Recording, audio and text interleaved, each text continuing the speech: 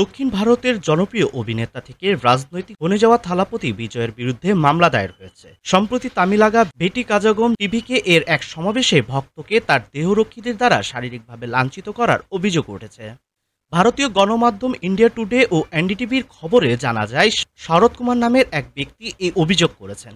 তিনি জানান, বিজয়ের সমাবেশে দেহরক্ষীরা তাকে মারধর ও দুর্ব্যবহার করেন। এই অভিযোগের ভিত্তিতে থালাপতি বিজয় ও তার দেহরক্ষীদের বিরুদ্ধে ভারতীয় দণ্ডবিধির ৩টি ধারায় মামলা হয়েছে। গত বৃহস্পতিবার মাদুরাই জেলায় টিভিকের দ্বিতীয় সমাবেশে যোগ দেন বিজয়। সেখানেই সমাবেশ ঘিরে এই ঘটনা ঘটে বলে জানা গেছে। সবাই অংশ নিয়ে বিজয় ঘোষণা দেন তিনি মাদুরাই পূর্ব আসন থেকে রাজ্য বিধানসভা নির্বাচনে প্রতিদ্বন্দ্বিতা করবেন। একই সঙ্গে বিজেপিকে আদর্শগত শত্রু এবং ডিএমকে দলের প্রধান রাজনৈতিক প্রতিদ্বন্দ্বী হিসেবে আখ্যা দেন তিনি।